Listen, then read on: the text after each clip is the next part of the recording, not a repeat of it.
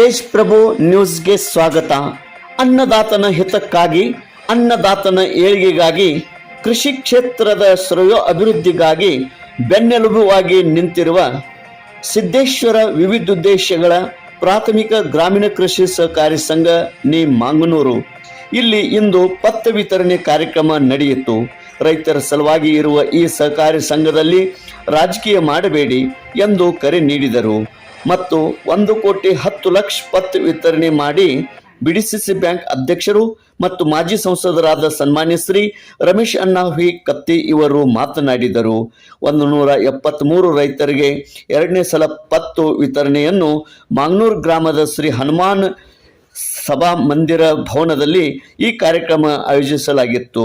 ವೇದಿಕೆ ಮೇಲೆ ಸಂಗಮ್ ಸಕ್ಕರೆ ಕಾರ್ಖಾನೆಯ ಚೇರ್ಮನ್ನರು ರಾಜೇಂದ್ರ ಪಾಟೀಲ್, ಪ್ರಶಾಂತ್ ಪಾಟೀಲ್, ಗಿರೀಶ್ ಪಾಟೀಲ್, ಅಧ್ಯಕ್ಷರಾದ ಮಾರುತಿಗೌಡ ಕಲಗೌಡ ಪಾಟೀಲ್ ಉಪಸ್ಥಿತರಿದ್ದರು. PS ಮಾಳಿಂಗೆ, taluka ನಿಯಂತ್ರಣಾಧಿಕಾರಿ Chikkodi, Beerappa Mekkalaki BI, BS ಉತ್ತೂರೆ BI, SA Magdum BI ಪಾಲ್ಗೊಂಡಿದ್ದರು. ಅದೇ ರೀತಿ ಆಡಳಿತ ಮಂಡಳಿಯ ಸದಸ್ಯರು ಮಾರುತಿಗೌಡ ಕಲಗೌಡ ಪಾಟೀಲ್ ಅಧ್ಯಕ್ಷರು, ಶಿವಯ್ಯ ದೇವಯ್ಯ ಹಿರೇಮಠ್ ಉಪಾಧ್ಯಕ್ಷರು, ನಿರ್ದೇಶಕರಾದ ಮಲ್ಲಪ್ಪ ಮೊಳ್ಕೆ, ತಾತಾ ಸಾಹೇಬ್ ಅಂಕಲಿ, ಸುನಿಲ್ ಪಾಟೀಲ್, ಸುಭಾಷ್ ಗೌರೋಜಿ, ಮಾರುತಿ ಖೋತ್, ಭರಮಪ್ಪ ಪಟೋಳಿ, ಶ್ರೀಮತಿ ಕಾಶವ್ವ ಗಜ್ಬರ್, ಶ್ರೀಮತಿ ಕಸ್ತೂರಿ ಪಟೋಳಿ, ಶ್ರೀಮತಿ ನರಸವ್ವ ದೊಡ್ಮನಿ, ಬೀರಪ್ಪ ಮೆಕ್ಕಳಕಿ, ಮುಖ್ಯ ಕಾರ್ಯನಿರ್ವಾಹಕರಾದಂಥ ಶರದ್ ಅಂಕಲಿ ಮತ್ತು ರೈತ ಬಾಂಧವರು, ಗ್ರಾಮಸ್ಥರು, ಹಿತೈಷಿಗಳು ಈ ಕಾರ್ಯಕ್ರಮದಲ್ಲಿ ಪಾಲ್ಗೊಂಡಿದ್ದರು. ತೇಜ್ ಪ್ರಭು ನ್ಯೂಸ್ ಮಾಂಗನೂರು. ಈ ಸಂಸ್ಥೆಯ ಮುಖಾಂತರ 173 ಜನರಿಗೆ 1,10,00,000 ರೂಪಾಯಿಯ ಶೂನ್ಯ ಬಡ್ಡಿ ದರದ ಸಾಲವನ್ನು ವಿತರಣೆ ಮಾಡುವಂತ ಕಾರ್ಯಕ್ರಮ. ಈ ಕಾರ್ಯಕ್ರಮ ವೇದಿಕೆ ಹಂಚಿಕೊಂಡಿರ್ತಕ್ಕಂಥ ಸಂಸ್ಥೆಯ ಅಧ್ಯಕ್ಷರು, ಸಹೋದರ ಮಿತ್ರರಾಗಿರ್ತಕ್ಕಂಥ MK ಪಾಟೀಲ್ ಅವರೇ, ನಮ್ಮ ಹಿರಿಯ ಸಹೋದರು ಸಂಗಮ್ ಸಕ್ಕರೆ ಕಾರ್ಖಾನೆಯ ಅಧ್ಯಕ್ಷರು, ನನ್ನ ಹಿರಿಯ ಸಹೋದರ ಆಗಿರ್ತಕ್ಕಂಥ ರಾಜೇಂದ್ರ ಪಾಟೀಲ್ ಅವರೇ, ನಮ್ಮ ತಾಲೂಕಾ ನಿಯಂತ್ರಣ ಚಿಕ್ಕೋಡಿ ತಾಲೂಕಾ ನಿಯಂತ್ರಣಾಧಿಕಾರಿಗಳಾಗಿರ್ತಕ್ಕಂಥ ಸಹೋದರ ಮಿತ್ರರಾಗಿರ್ತಕ್ಕಂಥ ಮಾಳಿಗೆ ಅವರೇ, ಈ ಒಂದು ಕಾರ್ಯಕ್ರಮದಲ್ಲಿ ಭಾಗವಹಿಸಿರ್ತಕ್ಕಂಥ ಸಹೋದರ ಮಿತ್ರರಾಗಿರ್ತಕ್ಕಂಥ ಗಿರೀಶ್ ಪಾಟೀಲ್ ಅವರೇ, ಈ ಕಾರ್ಯಕ್ರಮದಲ್ಲಿ ಭಾಗವಹಿಸಿರ್ತಕ್ಕಂಥ ಯಾವತ್ತೂ ಮಾಂಗೂರು ಗ್ರಾಮದ ಗುರು ಹಿರಿಯರೇ, ತಾಯಿಯರೇ, ಸಹೋದರ ಸ್ನೇಹಿತರೆ, ಯುವಕ ಮಿತ್ರರೇ, ಪತ್ರಿಕಾ ಮಾಧ್ಯಮದ ಸಹೋದರ, ವಿಶೇಷವಾಗಿ ಒಂದು ವಾರ 10 ದಿವಸದಿಂದ ನನ್ನ ಕಡೆ ಬಂದು ಪತ್ ಮಂಜೂರು ಮಾಡಿದ್ವಿ, ಪತ್ ಮುಚ್ಚಾಕ್ ಬರ್ಬೇಕು ಅನ್ನೋದು ಮಾತನ್ನು ಹೇಳಿ, ಅದಕ್ಕಿಂತ ಮುಂಚಿತವಾಗಿ ನಾನು ಕೇಳಿದ್ದು ನೀವು ಚುನಾವಣೆ ಏನ್ ಮಾಡಿದ್ರಿ ಅಂತ ಕೇಳಿದ್ನ. ಯಾಕಂದ್ರೆ ಫೆಬ್ರವರಿ ಬಹುಶಃ ಚುನಾವಣೆ ಇತ್ತು. ಅದನ್ನ ಕೇಳಿದಾಗ ಎಲ್ಲರೂ ಕೂಡ್ ಕಮಿಟಿ ಅವರು ಹೇಳಿದ್ರು ಅವಿರೋಧವಾಗಿ ನಾವು ಮಾಡಿದೀವಿ ಅನ್ನೋಂತ ಮಾತನ್ನು ಹೇಳಿದ್ರು.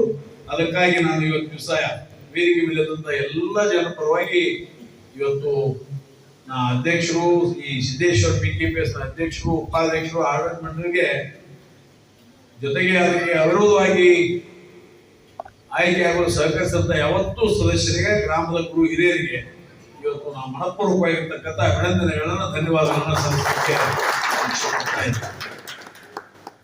ಚುನಾವಣೆಯಿಂದ ಏನು ಸಾಧಿಸಕ್ಕಾಗಿಲ್ಲ. ಮತ್ತು 4 ದುಡ್ಡು ನಮ್ದು ಖರ್ಚಾಕೆ ಒಯ್ದ. ಅದಕ್ಕೆ ಚುನಾವಣೆ ಮಾಡದ ತಾವೇನು ಪ್ರತಿ ಸಲ ಈ ರೀತಿಯನ್ನು ಮುನ್ನಡೆಸ್ಕೊಂಡು ಹೋಗ್ಬೇಕು. ನೀವು ಯಾವ ವರ್ಷ ಚುನಾವಣೆ ಮಾಡೋದಿಲ್ಲ ಆ ವರ್ಷ ಮತ್ತೊಂದು 25 ಲಕ್ಷ ಹೆಚ್ಚಿಕೊಡುತ್ತೆ. ಆದ್ರೆ ಚುನಾವಣೆಗೆ ಸೀಮಿತ ಆಗ್ಬೇಕು. ಯಾಕಂದ್ರೆ ಇವತ್ತು ತಾಲೂಕಾ ಪಂಚಾಯತಿ, ಜಿಲ್ಲಾ ಪಂಚಾಯತಿ, MLA, MP, MLC ಅಥವಾ ಗ್ರಾಮ ಪಂಚಾಯತಿ ಚುನಾವಣೆ ಬೇರೆ. ಅದು ದೇಶಕ್ಕೆ ಏನಾಗೈತೆ ನಮಗೂ ಆಗ್ತದೆ. ಆದ್ರೆ ಸಂಸ್ಥೆಯಲ್ಲಿ ಚುನಾವಣೆ ಮಾಡಿದ್ರೆ ಆ ಸಂಸ್ಥೆಗೆ ಏನು ಸ್ವಲ್ಪ ಎಡವಟ್ಟಾದ್ರೆ ಅದನ್ನ ಈ ಸ್ಟೇಜ್ ಮೇಲೆ ಇದ್ದಂಥವ್ರು ನಾವ್ಯಾರು ಅನುಭವಿಸಂಗಿಲ್ಲ. ಆ ಎಡವಟ್ಟಾದ್ರೆ, ನುಕ್ಸಾನ ಆದ್ರೆ, ತೊಂದರೆ ಆದ್ರೆ ಅದನ್ನ ಅನುಭವಿಸ್ಬೇಕಾದವರು ಮಾಂಗನೂರದವರು. ನಗೇಳಿ ಸಹಕಾರ ಬಂದಿದ್ದ, ಹೇಳಿದ್ದ ಚುನಾವಣೆ ಮಾಡಬಾರ್ದು ಅಂತೇಳಿ ಹೇಳಿದ್ದ, ಆದ್ರೂ ಮಾಡಿದ್ವಿ. 15 ರೂಪಾಯಿ ಇದ್ದಾಗ ಅದನ್ನ ಪಶ್ಚಾತ್ತಾಪ ಪಡಬೇಕು. ಬಟ್ ಇವತ್ತು ಹನುಮಪ್ಪನ ಆಶೀರ್ವಾದದಿಂದ ಎಲ್ಲರೂ ಒಂದಾಗಿ, ಮಾತಾಯಿ ಲಕ್ಷ್ಮಿ ಆಶೀರ್ವಾದದಿಂದ ಎಲ್ಲರೂ ಒಂದಾಗಿ ಒಕ್ಕಟ್ಟಿನಿಂದ ವಿರೋಧ ಮಾಡಿಕೊಟ್ಟಿದ್ರಿ.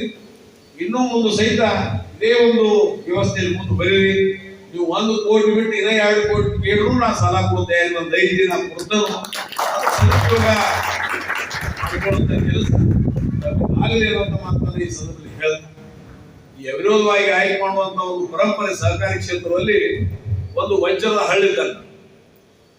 ಅಲ್ಲಿ ಯಾರು ಬಂದ್ರು ಅಧ್ಯಕ್ಷ, ಉಪಾಧ್ಯಕ್ಷ, ಆಡಳಿತ ಮಂಡಳಿ, ಯಾರು ಬಂದ್ರು ನೀವು ಬಂದ್ರು ಅಷ್ಟೇ, ಅವ್ರು ಯಾರೇ ಇದ್ರು ಅಷ್ಟೇ. ಆದ್ರೆ ಚುನಾವಣೆ ಮಾಡಿ ಸುಳ್ಳು 2-3 ಲಕ್ಷ ರೂಪಾಯಿ ಖರ್ಚಾಗಿ ಸಹಕಾರಿ ಕ್ಷೇತ್ರ ಎಲ್ಲಾ ರಂಗದಲ್ಲಿ ಇವತ್ತು ದಿವಸ ತನ್ನದೇ ಆಗಿರ್ತಕ್ಕಂಥ ಸ್ಥಾನಮಾನವನ್ನ ಕಲ್ಪಿಸಿಕೊಂಡದ್ದು. ಅದರಲ್ಲಿ ಮಾಂಗೂರು ಚಿಕ್ಕೋಡಿ ತಾಲೂಕಿನ ಕೊನೆಯ ಹಳ್ಳಿ ಇವತ್ತು ಸದೃಢವಾಗಿ ಬೆಳೆದದ ಅನ್ನೋದಕ್ಕೆ ಇವತ್ತು ದಿವಸ ನಾವೆಲ್ಲ ಕಾರಣೀಭೂತರಾಗಿರಿ ಅನ್ನುವಂಥ ಮಾತನ್ನು ಹೇಳ್ತಾರೆ. ವಿಶೇಷವಾಗಿ ನಿಮ್ಮ ಊರಲ್ಲಿ ಇರ್ತಕ್ಕಂಥ ಇನ್ನೊಂದು ಹನುಮಾನ PKP ಅಲ್ಲಿಯೂ ಸಹಿತ ಇವತ್ತು 80 ಲಕ್ಷ 162 ಜನರಿಗೆ 70 ಲಕ್ಷ ಕೊಟ್ಟಿದ್ದೀವಿ. ಅಂದ್ರೆ ನಿಮ್ಮ ಊರಿಗೆ ಎರಡೂ ಕೂಡಿ 1,90,00,000 ಬೈದಿದ್ರು ರೊಕ್ಕ. 1,90,00,000 ಬೈದಿಲ್ ರೊಕ್ಕ ಬಂದು ಬಿದ್ದೈತಿ. ಅದರ ಸದುಪಯೋಗ ಮಾಡ್ಕೊಂಡು ಇದು ನನ್ನ ವಿಚಾರ ಐತಿ. ಇನ್ನು 5-6 ವರ್ಷದಾಗ ಇದು 10 ಕೋಟಿ ರೂಪಾಯಿ ಮಾಂಗೂರಿಗೆ ಆಗ್ಬೇಕು. 2 ರೂಪಾಯಿ ಆದ್ರೆ ಎರಡೂ ಸಂಸ್ಥೆಗಳನ್ನ ಅವಿರೋಧವಾಗಿ ಮಾಡ್ಕೊಂತ ಬಂದ ಅವಿರೋಧವಾಗಿ ಮಾಡ್ಕೊಂಡು ಜನಸೇವೆ ರಾಜಕಾರಣದು ಮಾಡ್ಬೇಕು. ರಾಜಕಾರಣ ತಗೊಂಡು ನಮ್ಗೆ ಏನ್ ಮಾಡೋದು? ಮಣ್ಣು ಕೊಡುವುದು 2 ಹೇಳಿ ಮಣ್ಣು ಕೊಡ್ತಾರ. ಇನ್ನೊಂದು 4 ದಿವಸ ಬರೋದ್ಬೇಕಾಗಿತ್ತಪ್ಪ, ಇಲ್ಲ ಸಾಕ್ತಾ ಚಲೋ ಆತಪ್ಪ, ಚಲೋ ಅನ್ಸ್ಕೊಂಡ ಹೋಗುದು ಚಲೋ. ಆ ಒಂದು ನಿಟ್ಟಿನಲ್ಲಿ ನನ್ನ ಕಡೆಯಿಂದ ಯಾವುದೋ ರೀತಿಯ ತೊಂದರೆ ಆಗಿಲ್ಲ.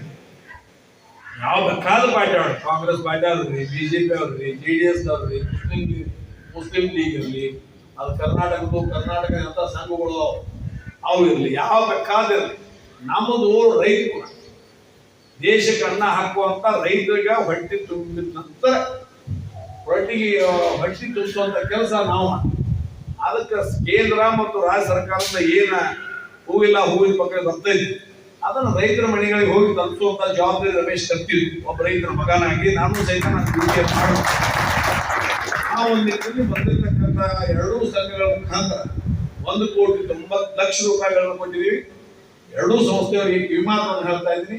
ಬೇರೆ ಬೇರೆ ರೇಷನ್ನ, ಕ್ರಿಮಿನಾಶಕ, ಗೊಬ್ಬರ ಇವುಗಳು ಮಾಡೋದ್ರ ಮುಖಾಂತರ ನಮ್ಮ ಕಾಲದಲ್ಲಿ ತಾವು ಮುಖಾಂತರ ಬಿಲ್ಡಿಂಗ್ ಫಂಡ್ ಅನ್ನು ಹೆಚ್ಚು ಮಾಡ್ಕೊಂಡು ಒಂದು ಗುಂಟೆ ಎಲ್ಲೆಲ್ಲಿ ಜಾಗ ತಗೋರಿ, ನೀವು ಅವರು ಇಬ್ರು ತಗೊಂಡು ಕೊಟ್ರೆ ಇವತ್ತು ಅಮೃತ ಯೋಜನೆ 2 ಅದರಲ್ಲಿ 100ಕ್ಕೆ ವರ್ಷಕ್ಕೆ 1 ರೂಪಾಯಿ ಬಡ್ಡಿ. ನಿಮ್ಮದು ಬಿಲ್ಡಿಂಗ್ ಫಂಡ್ ಎಷ್ಟು ಐತಿ? ನಿಮ್ಮದು ಒಂದು 2.5 ಲಕ್ಷ ಇದ್ರೆ ನಾವು 7.5 ಲಕ್ಷ ರೂಪಾಯಿ ಕೊಡ್ತೀವಿ. ಗೋಡೌನ್ ಕಟ್ರಿ, ಆಫೀಸ್ ಕಟ್ರಿ, ಅಥವಾ ಆ ಸೊಸೈಟಿ ಅವ್ರದ್ದು ಇರ್ತೈತಿ ನೋಡ್ಕೊಂಡು ಅವ್ರಿಗೂ ಕೊಡ್ತೀವಿ. ಅದೇ 25% ನಿಮ್ಮದ, 75% ನಮ್ಮದು. ಆ 75% ನಾವೇನು ಸಾಲ ಕೊಡ್ತೀವಿ, ಅದು 100ಕ್ಕೆ ವರ್ಷಕ್ಕೆ 1 ರೂಪಾಯಿ ಬೈತಿ. 7 ವರ್ಷ ಕಮ್ಮಿ ಒಂದು ಆಸ್ತಿ ಆಕೈತಿ, ಒಂದು ಗೋಡೌನ್ ಆಕೈತಿ. ಆ ಒಂದು ನಿಟ್ಟಿನಲ್ಲಿ ನಾವು ಕೆಲಸ ಮಾಡುವಂತ ಪ್ರಯತ್ನವನ್ನು ಮಾಡಿ ಅನ್ನೋದು ಮಾತನ್ನು ಹೇಳಿ, ವಿಶೇಷವಾಗಿ ಇನ್ನೂ ಮುಂದೆ 3-4